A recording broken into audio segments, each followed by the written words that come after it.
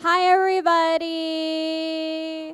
Hello. Oh, I see some familiar faces. Hello. Okay. Hi. So cute. Okay. All right. So we are just about ready to start. First and foremost, thank you everybody for joining us here today for the first Indie Jam sessions. Can we have a round of applause for Indie Jam sessions?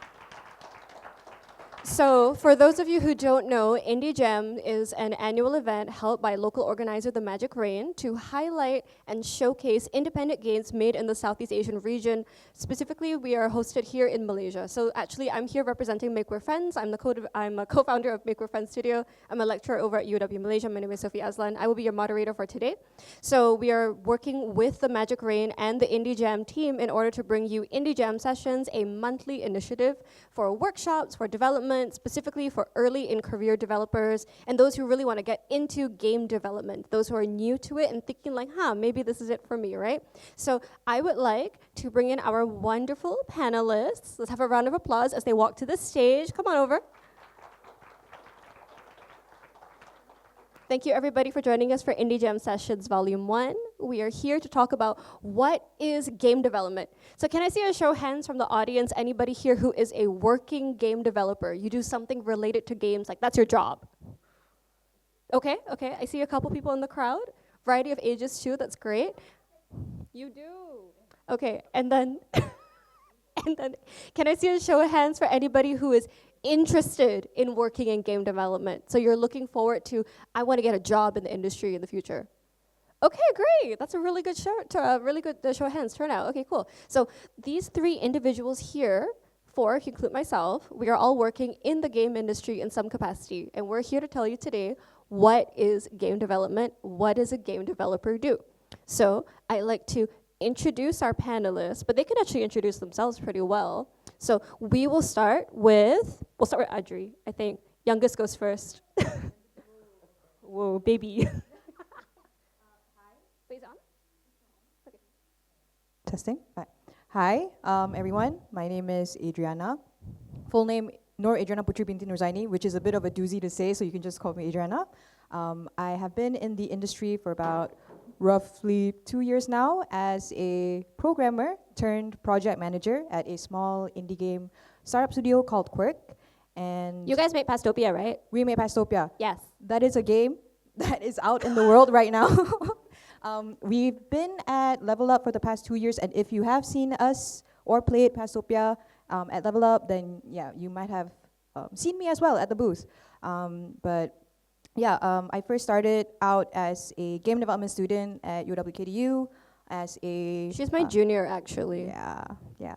But I am a game tech major, so I majored in programming. Sophie was very much a game designer, right? Yeah, I'm a game designer. Yeah.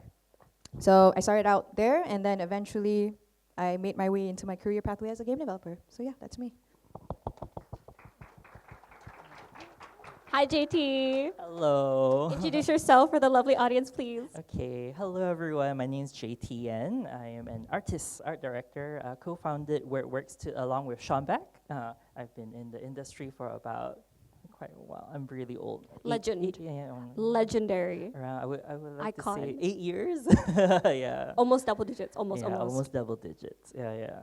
It's been a while. Yeah, so we've made a lot of mobile games, desktop games. Now we're working on a desktop pet game, Weyrdworks, which is already available on Steam. Yeah. So check that out. Gotta do a little plug-in. Yeah, and so that's me. So cool. Yeah. Thank you so much. you. Another round of applause for JT, everybody. Dushanth, hi. Hello. Hello. Hi. Okay, my name is Dushanth Daniel Ray Mahendran. Also a bit of a mouthful. You can call me Dan. Nice and easy. Hi. So I'm a narrative designer, also a game designer, a game writer. Wear a lot of hats. It's just a common thing once you've been in the industry for long enough. 8 years is also my number, like surprisingly. And where was I? I did start at Gameka. I went to Weyrdworks at one point. I was at Karachi for like a good stint, and then now I'm at Metronomik. Metronomik, I guess you might know them from No Straight Roads. We're working on the No Straight Roads too as well. I heard a gasp from the audience. Yes, No Straight Roads, exactly. Yeah, unfortunately, I can't talk about either of those projects today. Yeah, but like They're very cool, though. they're very cool. They're very cool, Lots of cool, talented people working on those as well. yourself included. I happen to be among them. Yeah, so nice to be here. It's so nice to be here with everybody as well. That's so great. So as you guys can see, we're trying our best to represent the different parts of the games industry because yes, there are people out there who are solo developers, meaning that they do everything, right? But also we have specialists. So we got people who do maybe just like the one thing, right? So we have a designer, we have an artist, and we have a programmer who also does support work, which is something that I can relate to as well as somebody who is a game designer, but I also do a lot of project management myself, right? So we are gonna get right into the questions. And I'm gonna keep bullying Adri because she's young. Okay, so my first question is gonna be for Adri first, right? Can you tell us a little bit about becoming a game developer? Was being a game dev always your career path? You know, what inspired you? Like, oh, I really wanna make Mario 5, you know? I guess it all started when I got my hands on two specific games, specifically The Sims 1, not Sims 2 or 3 or 4. That specific game has a very special place in my heart. And then number 2 is Silent Hill 3. So The contrast is very funny. yeah, it's just the genres are crazy.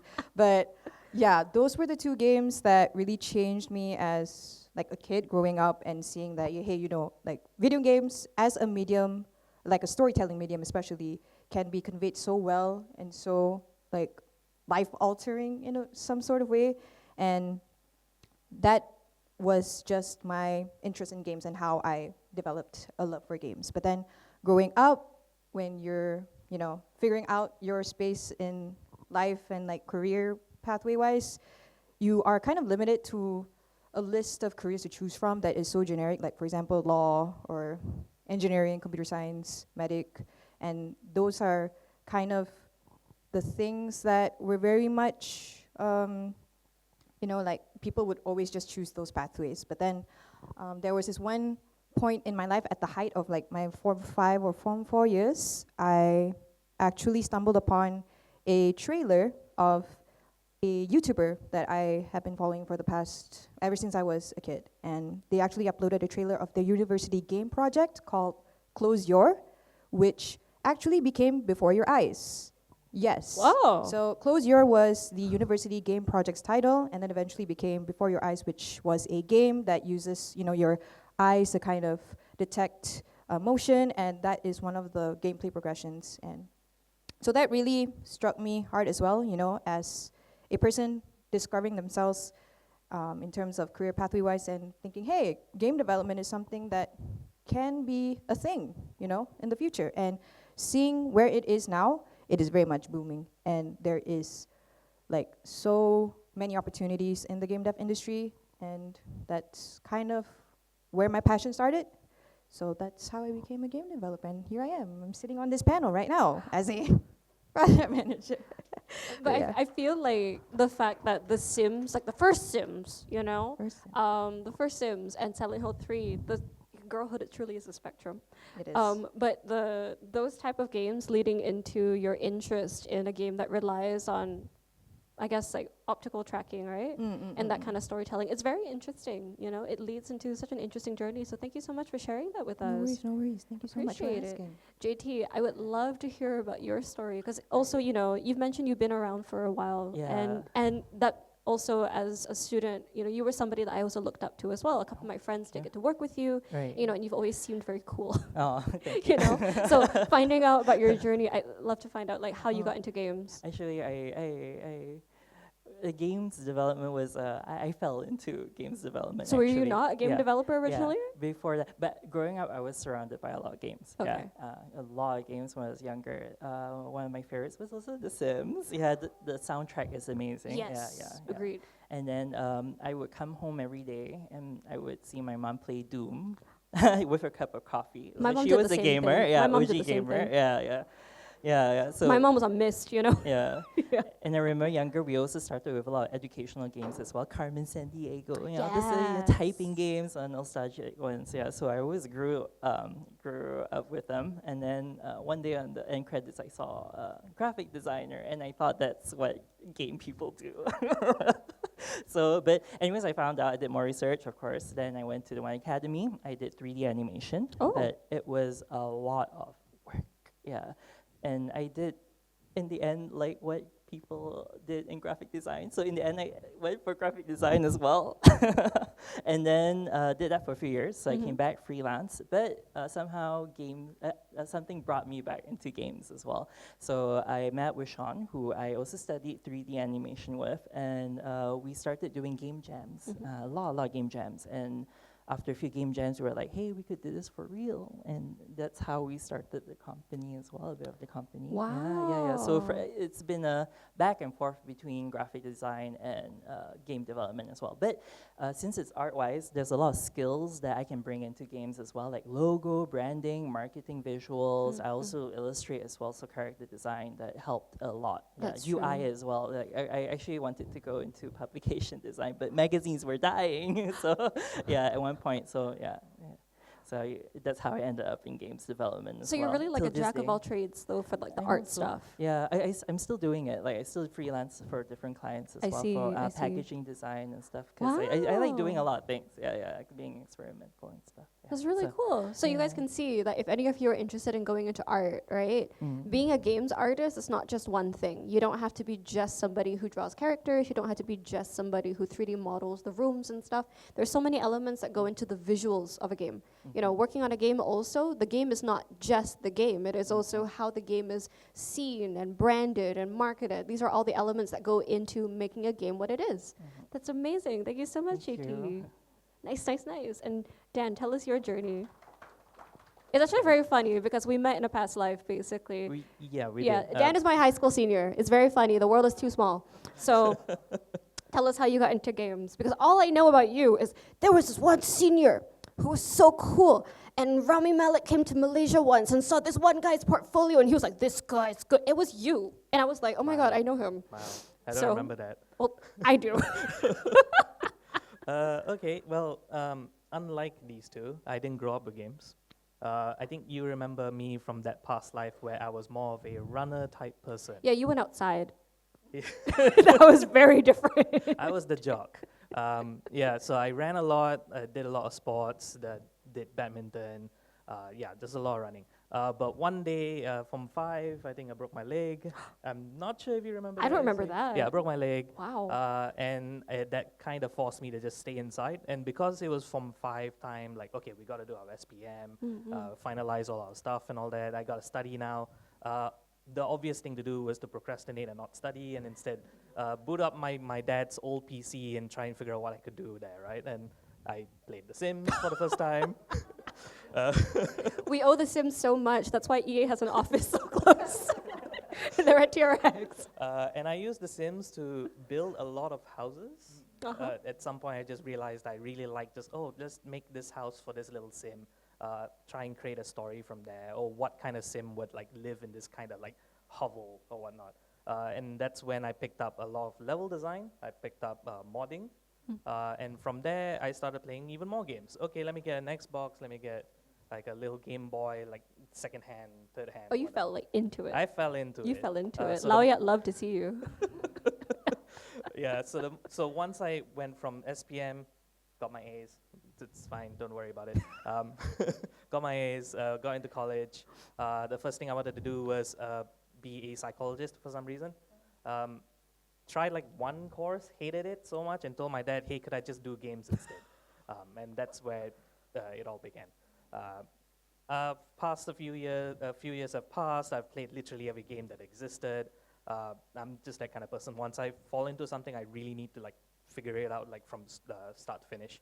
And it does go into how I upscale myself and all that. We'll get to that later, I suppose. Started work, worked for this one company, didn't like it, joined JT at Weyrdworks and really liked my time there.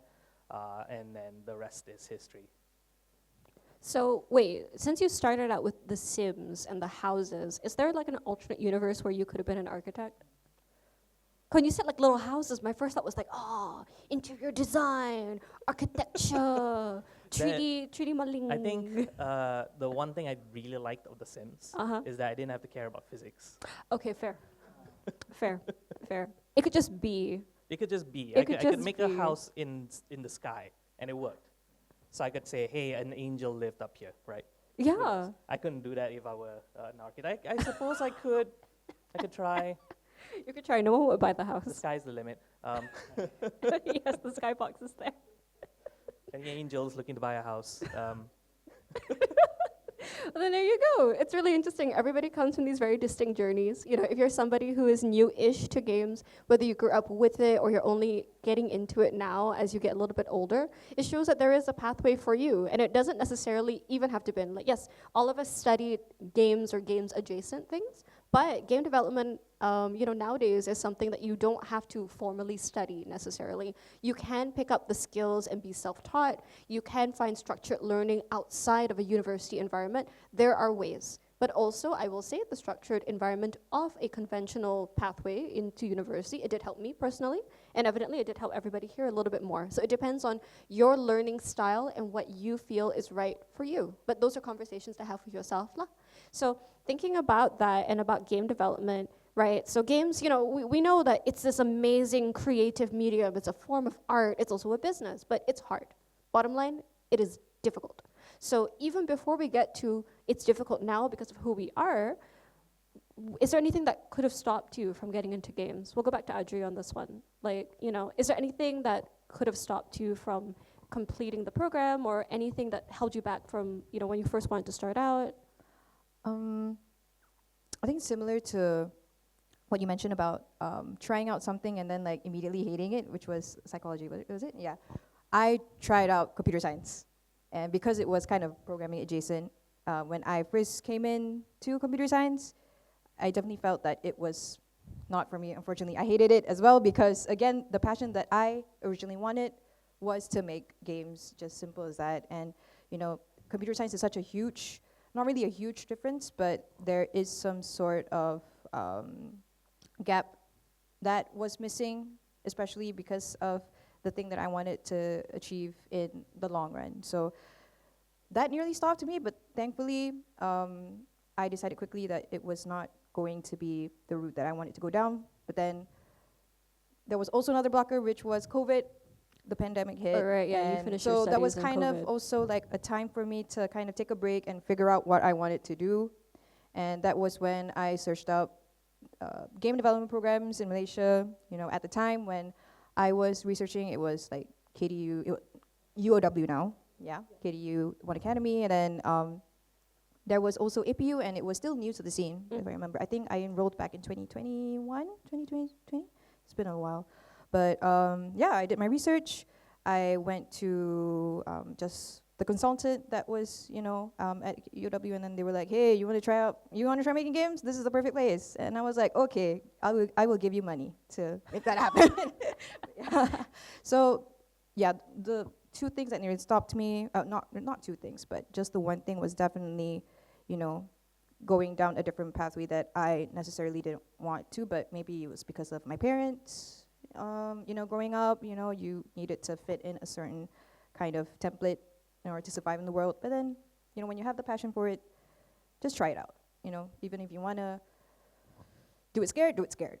And yeah, That's really cool. Yeah, do it scared. I think that's a good way to really emphasize it because it's scary, but you start doing the thing, which is amazing. Thank you so much for sharing that. Appreciate. Nice. JT, how about you? What was it? Actually, no, wait. So what was games like when you were about to enter games? When you were brought back to games, like, yeah, what was it like and how did you get called into it? Anything that stopped you? Not really, actually. No. Yeah, everything You were just like, I want to do it I'm gonna be back. honest. Yeah, everything was quite smooth. It kept calling me back. There's no struggle story. No struggle story. Which I is think. great, blessing. Yeah. But is there anything that could have stopped you? Could it stop me? Mm. I guess different pathway because I do love graphic design, but Right. I learned that I don't have to choose one or the other because we founded the company, so I can go do my own thing as well. I Yeah. allow myself to do other things as well to keep myself like interested and and active as well. You get to basically. kind of be like, I get to do it all. Yeah, I Yeah, wanna do nice. it all. I have to do it all. So I guess if anything could have stopped you, it would have been interest. It would be myself. Yeah, Yeah. I would have. Stopped I'm my it. own problem. Yeah. Yes. I'm the blocker. I am my own blocker. Yeah. I basically. Yeah, understand. but so far everything has been smooth sailing. That's great. Yeah, That's yeah. great. Yeah, I'm happy I'm in this field as well, and to have Weyrdworks and to have been here this long. Yeah. Nice, yeah. nice. Okay, cool. Thank you so much. you. And Dan, how about you? Is there anything that could have stopped you?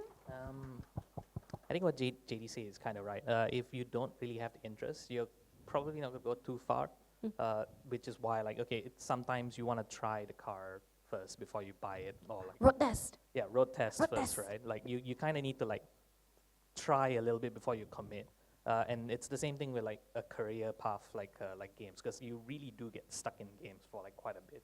I think for me, the interest was always there, but it did wane a bit after my first job. It didn't go really well. It was literally my first job. So I thought, okay, is this how all the jobs are like? Like, it's always constant crunch. Your boss is constantly like scolding you for like the things that other people have done and all, like, tiny things like that. And it does weigh in on you, especially as you first enter the industry.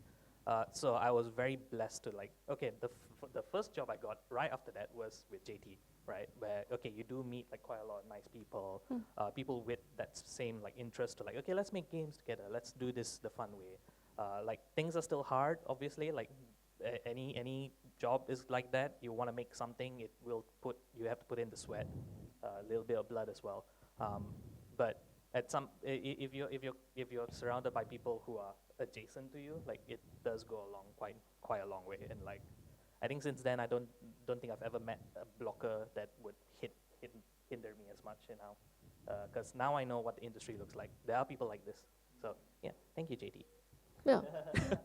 It really shows the importance of community, right? Because again, like, our industry over here, game development as a whole is a very young industry, and you compare it to like film or animation or things like that, right? But especially in Malaysia, our industry is even more so relatively young. Like, we are remembering very early days, and we're not that up in age ourselves, right? So we're still seeing things constantly evolve and change. So you guys may also see a different version of the industry when you guys get out there. It may be similar enough to our experiences, but it may also be a little bit different, right? So that's why it's really important for you guys to do your research and also to get to know who are the players in the industry, who are the actual people that you're going to meet. You can very easily be like doing all the googly moogling and you're like, I heard the guy who makes Fortnite, he's not very nice, like that kind of thing. But we don't make Fortnite over here, so what rubric are you using that against, right? You got to be looking into like, okay, what's life like at Metronomik? What's life like at Weyrdworks? What's life like at Quurk? These are the studios that we actually have here. These are the people who are working here to make the industry what it is. And again, also community shows itself to be very important. Find your gang. You need a gang. You need people to ensure that you are not crazy, okay? You need people to hang out with so you can be like, I hate merge conflicts, and they'll go, okay? That's what it's gonna be.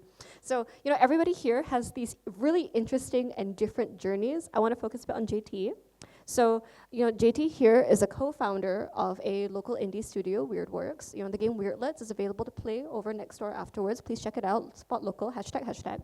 So, JT, you did mention that you decided to co-found a studio after doing some game jams with Sean, right? Yeah. And you guys were like uni mates. Yeah, we Right. were uni mates at the One Academy, so it made communication much easier as well because we knew our working styles as well. So that really helped a lot. That's yeah. great. Yeah. But then, can you walk us a bit through your founder's journey? Yeah, especially sure. because you guys have been around. Yeah. And you managed to stick around. That's a big deal. Startups, if for anybody here wants to start a studio especially, right? So, is startups lasting here and continuing to not necessarily expand every year, but to be consistent? That is amazing. Thank you. What's that been like? Secret sauce? Question mark? It's been a lot of hard work. Yeah. yeah. And so. I would say careful steps because we are very, very careful. A lot of companies, if they have the chance, of course, they will grow super huge. True. We we grow slow and carefully. Yeah, so we started out when before that I was freelancing. Sean was also working, so we would do our game jams, small little games together first. Then, if it kind of worked out, we moved on to the next step. Yeah, so which is like a partnership. So we opened the business. Opened a company bank account, did all the necessary paperwork. So there's a lot of admin work that comes along SSM with it. hates to see you coming. Yeah, exactly. So get yourself a good accountant and secretary, because that's very, very, very important, especially if you want to open a business. So we're fortunate enough to have a very good accountant as well. Yeah, Nice. shout out to Fast Track. They've been with us for those years as well. They've seen us grow. So we grew really, really slowly from a partnership. Things went well. Then we finally opened up and trusted more people. So we had Dan. Yeah, people came and went. We slowly grew from 2 to 3 to 5 to 6. Today we're a studio of 12. Yeah, and we also switched from partnership to Cinder and Berhad as well. Yeah, I see. yeah, and it really is leveling up. The more you do, like HRDF comes, EPF, Prekeso, all the admin paperwork. So yeah, and it's good to have a partner. So you're not doing it alone. So thank God I had Sean. He's also doing a lot as well. Yeah, behind the scenes. Yeah. Can you just tell us a bit about the difference in your work styles? Because because Sean Uh-huh. is, if you guys know Sean back, he's the guy in the Samsung ad. I love Yeah. sending everybody. The Samsung ad. love sending everybody the Yes. Samsung ad that Sean did, where he was like, Yeah. when I was growing up, they said you couldn't do it, and the camera goes like, phew, phew, phew, phew. Yeah. It's like the funniest thing ever. I But was- you're not the one in the ad. Yeah. You'd be so funny in a Oh, Samsung ad. I'm okay. I'm more of the I'm more of the cool the chill one. Yeah, he's more precise, strict, very responsible. He Okay. would do everything. Like he loves his Excel sheets. Yeah, I'm more of the art side where I'm like la di da. So you're not making the art in the Excel sheet? Yeah, no, I do edit it after. You yeah. edit the He sheet. has a system. I follow that system. see, Yeah, I see. and I So- just make things look pretty. Yeah, I just like making. I get it. things You're the look one who good, makes yeah. sure the conditional formatting is in the right colors. Yeah. To make sure it's pleasing to the eye. I completely understand. So you guys can see here, like, you guys want to start a studio, you want to start your own company, you want to make your games into like a studio, a company thing, then there's a lot of documentation. Yes, Yes. JT, he did say a lot of letters earlier. EPF, Prekeso, SOXO, yeah, SOXO, yes. HRDF, HRDF, withholding tax, claims. Yeah, there's a lot to take. We take care- love and words. e-invoicing that's coming in Ah. January. Yay! Yeah. There's so many things that you have to take into account. So, when you want to do games as a business, right, it's not just about the game. It's also about, creating that structure to make sure the game can be made. It's beyond the creative work. It's about getting the business done as well. Yeah. So it's really interesting. Thank you so much. Thank you. Super appreciate. My next question is for Adriana. Right.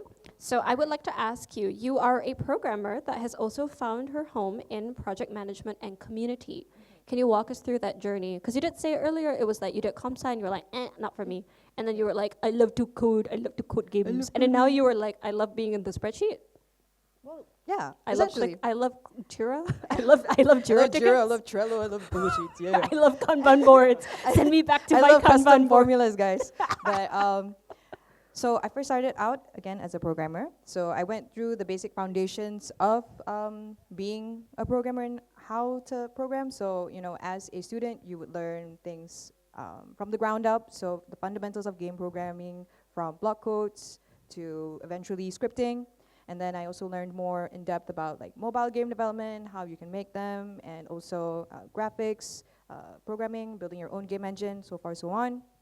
But 2 years into my game development journey, I was going into my final year project semesters, and then I realized that when you are working with a team, there is an essential part that someone needs to be held accountable for, which is basically managing a project and making sure that it doesn't burn in flames, especially during final year projects. And I've seen a lot of cases, I've also experienced it myself, so the nitty-gritty of handling a project is such an essential role that I think is something that I wanted to kind of pursue, not really pursue, but just try to kind of test and see if it's a role that I wanted to try out in the long run. And so in my, not really my internship, but in my final year project, I was the tech lead, if I recall. I was You were the tech tech lead. I remember reading oh, it. Oh, thank you so Yes. much. Thank you so much. Again, great I senior. basically taught great her for senior. like a semester. Legally, I Great taught her senior. for a semester. So tech lead, and then I was also handling, again, a lot of spreadsheets, a lot of managing people and making sure that communication is flowing well, because communication and miscommunication is also another thing that could potentially blow your project out, especially even in university. So I really liked that pathway, and then eventually in my internship, I also did this experimental role with the company that I'm currently working at, and I'm very grateful enough to have been given this opportunity to try out this like hybrid role, programming and also project manager, project managing. But eventually I just became like a full-blown project manager, and yeah. Also, one advice is, again, don't limit yourself to just maybe like programming or design or art, like True. what Sophie mentioned earlier. Like if you have a specific niche that you want to feed yourself, or like, for example, audio design, or like specific niches in game design, or like even community management, like that's an essential part in game development as well. So there's a lot that composes of game development that isn't just programming and game design and art. So it's a community, I would say. It's true. whole It's team. great. It's a whole thing. Like it truly takes a village. It is a whole like kampong. Like really, it's just kampong, right? So something here to also highlight is that if there's anybody here that wants to get into the games industry, but maybe not necessarily as one of the traditional ideas of a game developer, support is always appreciated. Right? We need the project managers to make sure everything goes along. We need the accountants to make sure everything is going ahead, you know? Somebody who can handle the other stuff so that the creatives can do the creative work is also extremely important to making sure that the game sees release. And it's like, if you do that, you're not any lesser, you are supporting, but you are a big reason why the game is able to happen. So, you know, if you want to eventually transfer into the games industry as a mid-career hire eventually, there is also a potential opportunity there. So, you know, don't let the I cannot code like stop you. There are ways that you can get in as well. And so then I would like to give a solo question to Dan. So my solo question is about the design. So narrative design is known to be one of the hardest design fields in game development to crack into. Can you tell us a bit about how you managed to get the opportunities that you have? Any like tips, or like, you know, I've read every Cal Newport book and it changes my life, and therefore I'm a better game designer. You know, like anything about your journey into narrative? Okay, so typically when you go to college to do like your game development career, the game development course, whatever, you'll see the three normal options: your programming, your art, and then your design. Once upon a time, design wasn't even a thing. It was specifically programming and art, and once upon a time, those two were not even game development courses. They were completely separate. Computer science, graphic design, right? And you could go even further. There was a time when studios did not even hire game designers. Why would you hire a game designer? A game designer is just an idea guy. I'm the boss, I have an idea. Or the programmer might have an idea, we'll just do it that way.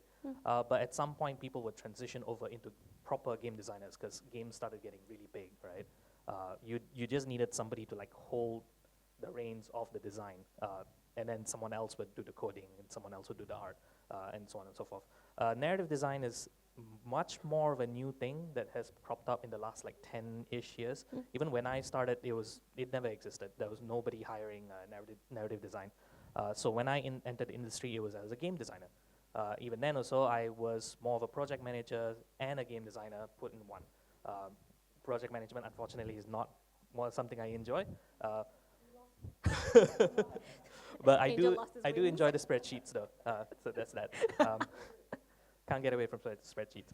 But yeah, I did join as a game designer, and then when I did join Weyrdworks, it was just the three of us: Sean, JT, and me. Sean. You were the third, because they expanded to have yeah, like three. so You I were the was- three. I was the mythical third. So Sean would do quite a lot of the programming, JT would do a lot of the art, and then I would do, not to say a lot of the design, because JT and Sean were very design-centric people already. They had good ideas for the game already. A lot of the mechanics were already set in place. So there was really not much I could do personally except like, okay, level design, balancing, and then at some point writing. So writing was a thing that I did just out of pure passion. I used to write a lot as a kid, even in my jock days.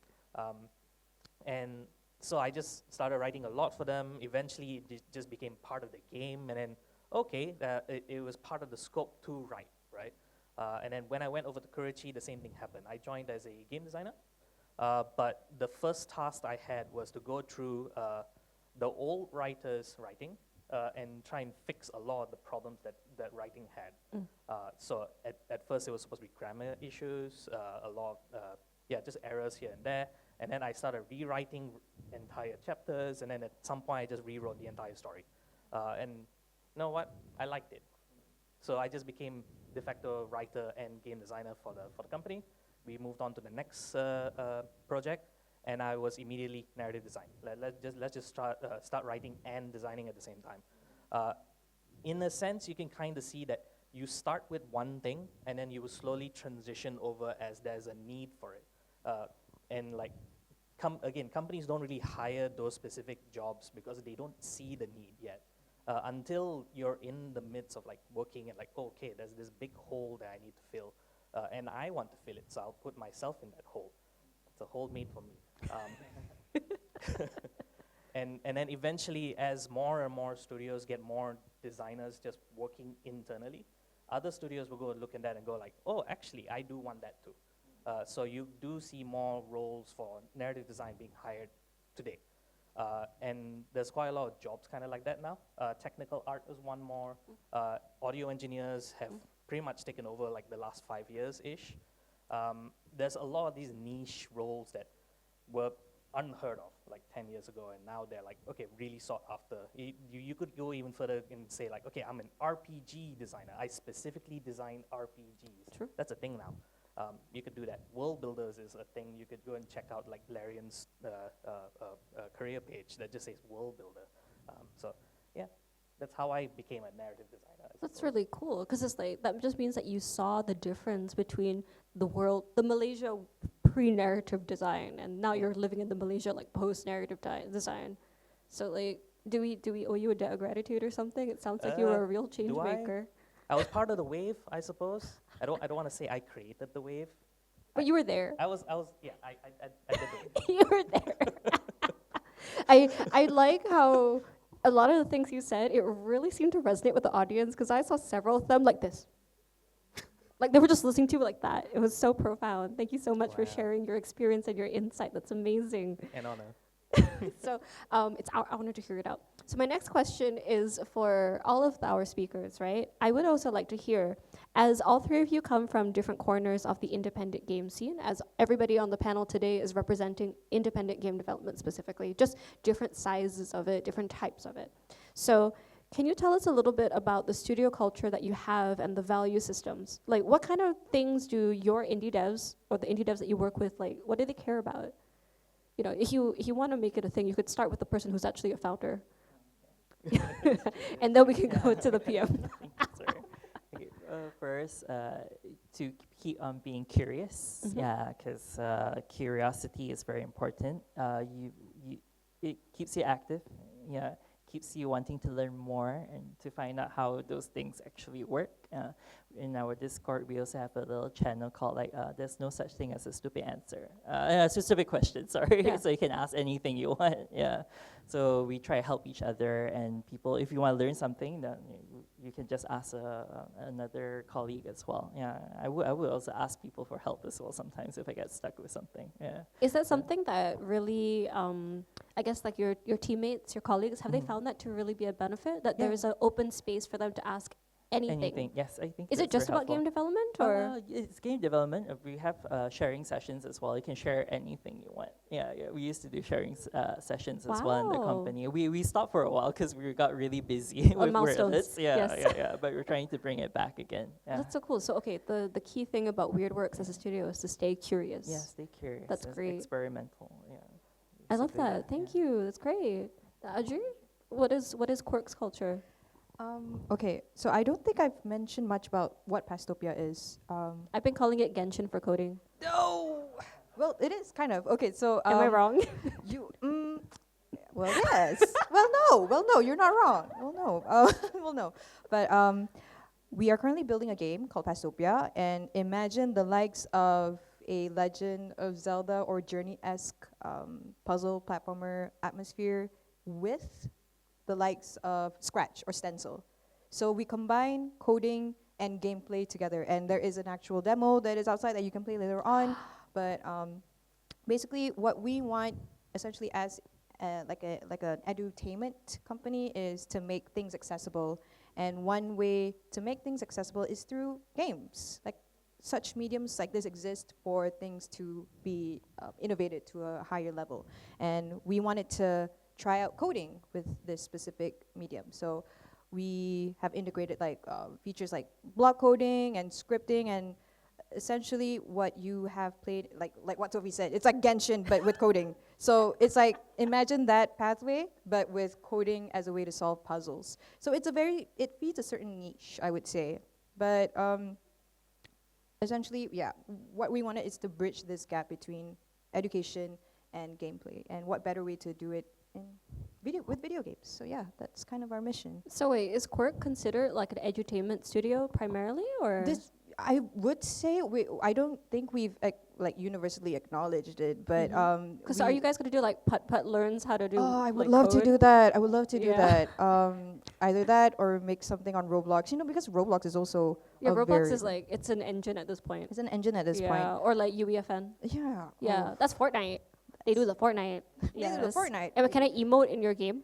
Oh my gosh. Can I Orange Justice in your game? We had so many requests of people like, hey, can we emote in your game? I'm like, maybe in the future. And then there's also another feature where like, hey, can we like write really stupid codes in your game and make like 6, 7 appear on the screen? If In this our then game. fart. Because, oh my god, it's, yeah. So the Okay, game so, is. so that means it's to be determined. It depends on the team. to be determined. But that means that yes. if I see you guys at Level Up next year, can I emote in your game? I'd love to see you emote in our game. I would emote in your game. I'd I love could do the Orange Justice, you know, Oh. in your game. Well, yes. Tell your boss I want to emote in your game. With my cone of shame, like going up to my CEO, like, The can we industry please demands emote it." in the game? I Yes. really want that. I'll do an email for you. I'll do a formal email for you. Everything. I'll do it. It'll be funny.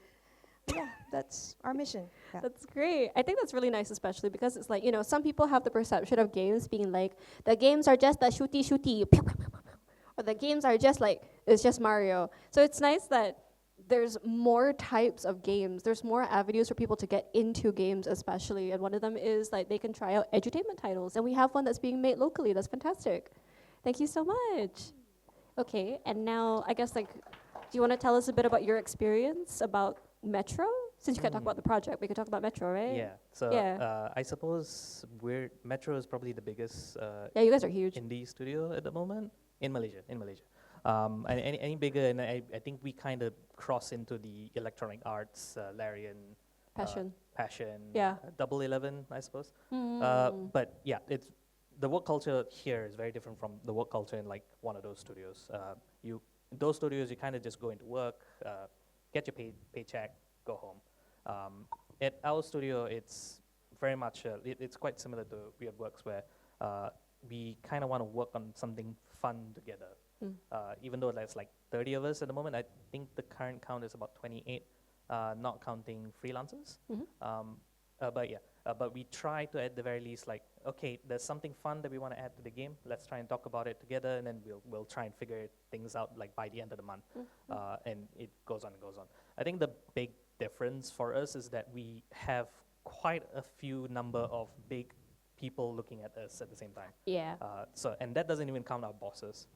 So we got our publishers, we got investors, we got the media to an extent looking at us as well. So we can't just willy-nilly like add things or like say things, and hence why I can't even talk about the game at the moment, because otherwise my publisher will get mad at me. But yeah, that's just how things goes. But like in a sense, all of us are in that bubble together, and we're quite fond of each other. We play games together during the weekends. We go out for like sports days and like kayaking and bouldering and like, yeah, so we do those things together. So we're a team. So I just know you guys have like that table, the one in the live streams. I think One Hasmer did like a whole Asia? live, yeah, Yeah. right. I think One Hasmer did like a whole live stream where he was like, "You guys, we have a table," and it was just like a stream about introducing the table. Yeah. Yeah, exactly. We have a major. Yeah. It's very major. Yes. Yeah. It was a major update, right? That's what it was. Yes, yes, yes, exactly. So fun, right? Yeah. But I think that's really interesting, lah, because it's like it shows that indie game dev takes many forms, and there's many different things that you have to think about the culture before what you get integrated into, right? So the value system of the studio may differ from studio to studio, but everybody is united in trying to create a positive work culture. Because as much as this is the job, we have the privilege of getting to work in video games. So it should be a good culture. It should be pretty fun, right? So I think that I got enough time for one last question, and then we'll go into Q&A a bit. Do you guys have any parting words of advice for the audience? What is your one big tip that you would give to the future talents of the industry? Because the future of game development is in this room. It's you know? true. That's true. That's So true. what would you say to them? Game jams. Lots of game jams. Okay. I did talk about trying things out before you get into a career, right? A game jam is literally 1 weekend of a game development career, day and night. Because sometimes you might have to crunch for an entire week up to the weekend, up to the midnights and all that, right? A game jam does give you like a taster of what that feels like. So if you're not really sure if you want to be a game developer, go ahead and try it. And then if you really like it, do some more. The more game jams you have, the more games you have in your pocket. You can put it onto your portfolio. You can send it over to employers, and they can hire you based on that. Most of my first jobs are because of game jam games. Without them, I don't think I'd have enough of a portfolio to even like step into the industry. Were there any game jams that you participated in? Because like the Yeah. big one is like Game Jam Plus just happened over at the APU campus, and that was with IGDA Malaysia. And then Global Game Jam is around the corner. I think people here don't really do Ludum Dare as much anymore. So I was a Ludum Dare. You were the. Yeah. People don't do that anymore. We don't promote it as much anymore. Because there was not much else at the time, Yeah, I suppose. yeah. Like 10 years ago. It was that in Global Game Jam. That was it. Yeah. Ludum Dare is the big one. Global Game Jam was the big one. At some point, I think we got Game Maker's Toolkit. Yes. Made one as well. That's the true. MTK. That's true. And then I'm not going to talk about Pirate. Yeah. No, the one that's coming up is the studio that makes Journey. They just Yes, announced they're coming up yes. with their own game jam online. It's like that. It's called like That One Game Jam or something. Yeah, that's coming up. So game jams. Look up for. Look up. Look it up. Look up game jams. There are ones that you can attend physically, so you can get to know people. There are also online game jams if you feel that you want to work from home on your workstation. There are online ones on the itch.io site that you can very easily join in on an international scale. So it's a lot more accessible than essentially what we had when we started out. Yeah, that's true. Yeah. And now we have quite a lot of like online websites where you could team up with other people that you might not know. Especially if you're the sort of person who goes into a game jam and I don't really have friends joining me, or like I'm not really a coder type person, so I need someone to help me code. Yeah, a lot of these websites have popped up in like the last few years. That's It's true. amazing to see. Wish I could join more, but You're so busy and employed. yeah, I'm in. You're just so employed. Curse, isn't it? Yes, blessing and a curse. Oh no, my job. Oh yes, my job. Thank you so much. That is a great tip. JT, what about you? Any tips for like the future artists? Just do it. Really, just make your game, Just put do it it. out there, so you can self-publish it first. Yeah, you don't need True. anyone to hire you. I feel just put your game out there. Yeah, and then if you want to open up your studio, try it as well. Because now you're still young, you can take more risks. Yeah, you can't take risks when you get older because you need to be stable. Yeah, Yeah. so if you want to try it and fail, do it first. Fail more as well. Yeah. Yeah, just do it. Was it Yeah.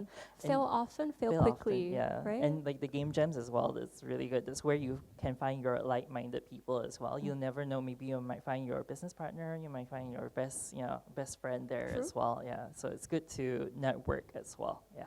That's true. Networking is a big part of Yeah, game it is a development lot. now. Yeah, I'm yeah. a LinkedIn influencer. It's horrible. Oh.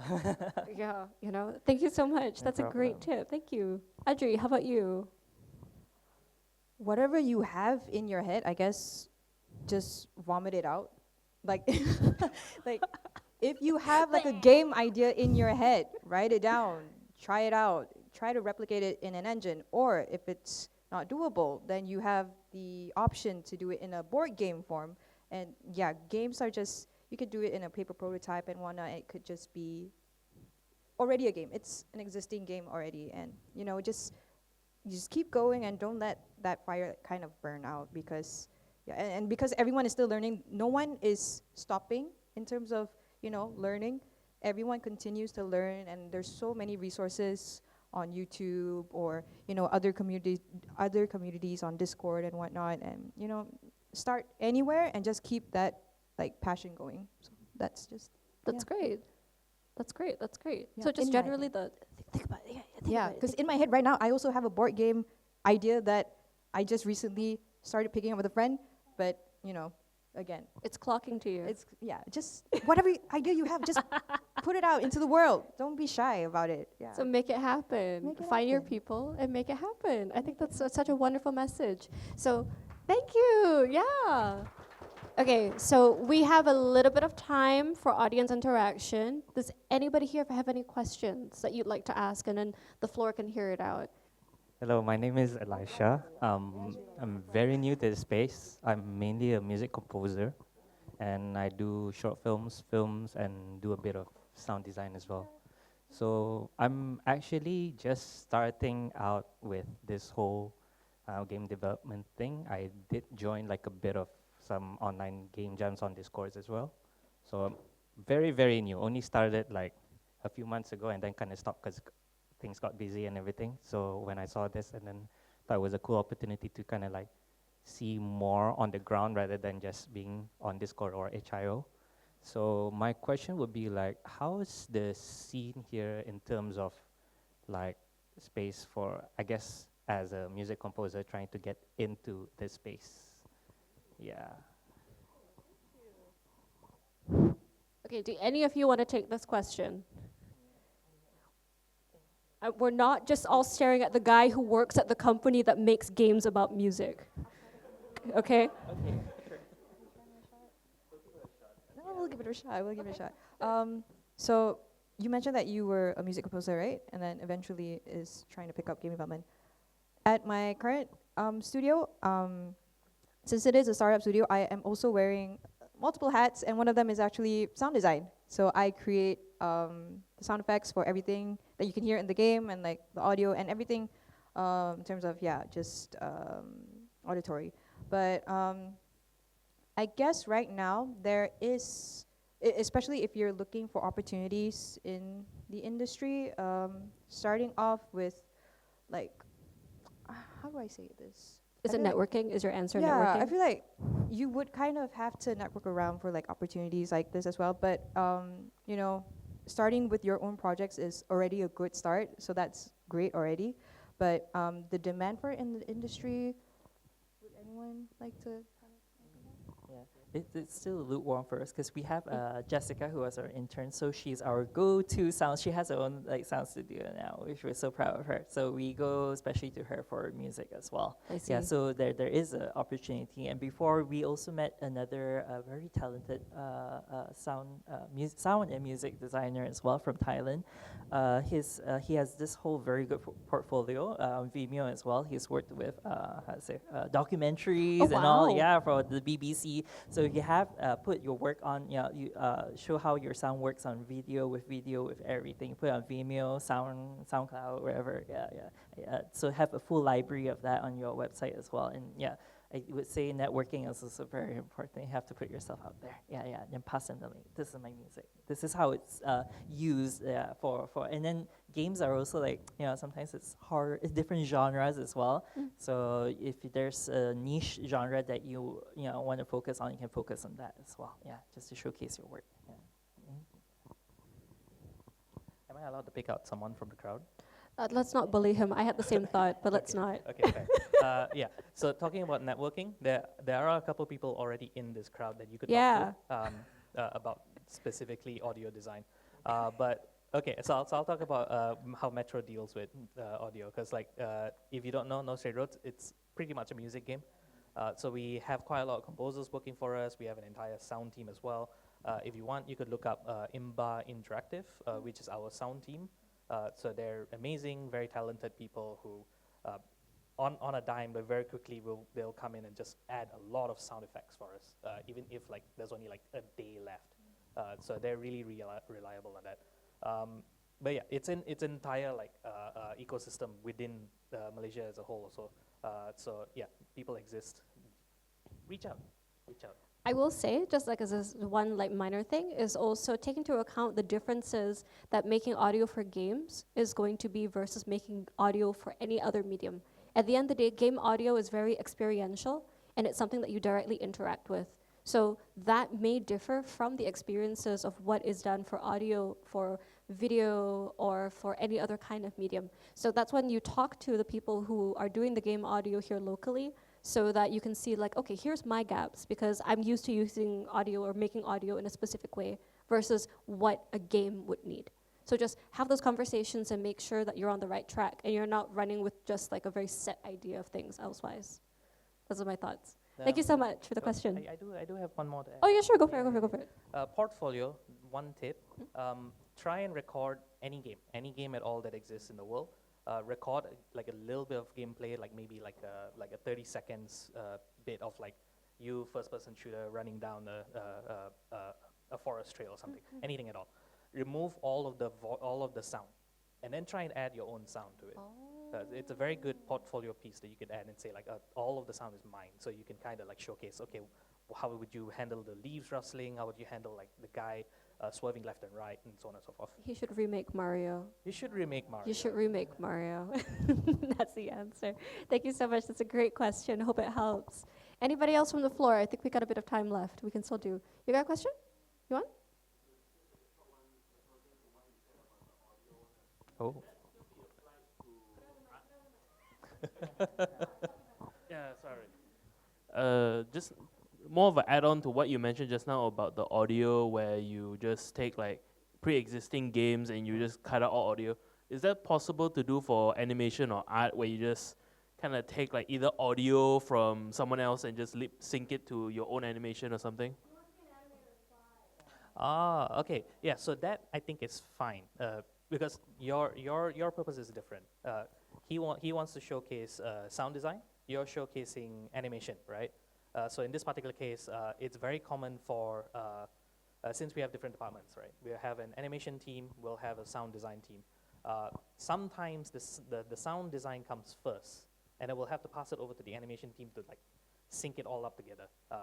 So that is also a skill you can showcase. So yeah, that is a good one. You can say like, okay, I'll grab this animation from Toy Story or something, and then remove all of the visuals, and then put your own visuals in. That's also a really good portfolio piece. That is a great question. Thank you so much. Yay! Good job, Ryan. We have enough time for one more question from the audience if anybody else wants to ask anything. Yeah, sure.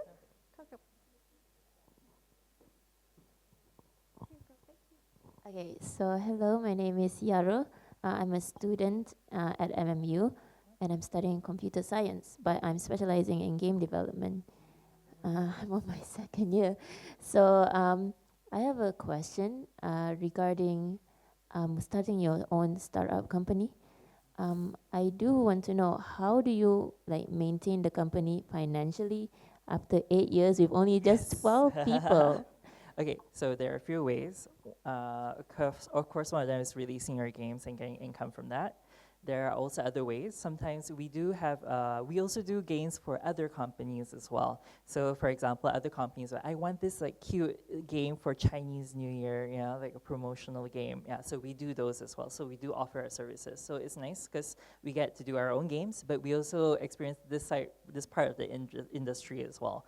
Other than that, if you need kachenga, there's always grants as well. MDEC has them. If you have a game idea, you can pitch your game idea, and then you'll follow through. I think sometimes they have a 6 months duration or a 9-month duration with a certain kind of like sum of money that they will give you. It's a process. There are a lot of guidelines to follow. You have to do a lot of meetings with them, show them your progress, and then you have to document your spending as well so that you can claim it back later. So you do have to spend your own money first and then you claim it after. So I would say those are the 3 ways. Like of earning money, basically. So that's how we stay afloat. Also, I would say hiring the correct people is very, very, very, very important, because hiring the right or wrong person can make or break your company. Really, because you really need to have a good relationship with your financials. How much goes in and how much goes out. If you mess it up, it's potential. So yeah, and luck, which is another thing. Yeah. Just want to touch on that really quick. Yeah. So you did say like the people that you hire can make or Yes. break your company. Yes. Do you mind just going a bit more into that? uh, Like what a good employee looks like. I Not suppose. really good. Yeah. I mean, I know it's about the fit. like-minded, I know yeah. it's about the fit. Yeah, Like yeah, it's specifically, about I'm the aiming fit. for that kind of answer. Yeah. But like, what does that look like to you Yeah, guys? because we have made some mistakes where we hired more corporate people, I and their working see. styles are very, very different for indie. Yeah, so Right. that one we were sad to let her go, but yeah, that happened. Understand. So it's just after that finding the we- fit, finding the yeah, vibe. We do the vibe check as well. So Mm. every time now, it's like if we have a new interviewee, we will introduce them to the team as well. See if that that if they do good, we let them grill them, ask them questions. It's a just hazing to get ritual. get a vibe check basically. Yeah. So if you get like-minded people, it really goes smoother. Yeah. Find your gang. Find your gang. Find your yeah, gang. But they like-minded have to be the gang people. that you trust with money. Exactly, That's yeah. just it. You're like, you are my Yeah, friend. and but also could I pay responsibilities you? as well. Yeah, not someone who flakes, Yes. goes away, disappears half of the time. Yeah. Nice. Hello, gang. Hi, gang. First year university. Yeah. Cool. Yeah, that's Thank you great. so much for your question. That's great. Thank I think that about sums it up for the panel portion of today. So as you guys know, we do have a little bit of a game showcase happening in the next room. Super fantastic, super great. Thank you again, everybody, for coming today. Super quick extra thing. So we'd just like to give a really quick shout out to, Wisma Hongleong for letting us use their space. We were supported very kindly by, Hongleong Foundation in a sense. And we're just so excited to be here today in such a prestigious building. As an additional thing, so we have also had a discussion with the management, and you guys might have seen the parking fee when you came in. It's a little scary. So if you guys claim from the counter the parking ticket, you can then take that to the office later and get a flat fee of 5 ringgit only for the parking. It's great. Yes. No, so you bring your card that you used, and then also we have a parking ticket to verify that you were here, and then you bring that to the office, and then it'll be like, okay, only $5. Yeah, I know. Great. We love you, Hong Leong. So good, so great. Base. Exactly. So again, please have fun with the games being showcased. Check it out. Some games are made from all kinds of developers, including some of the people who are here today. Woo. Okay? Support local. #. Thank you again. We're going to do a photo op, but then I think we're good, right? Yeah. Thank you. Thank you.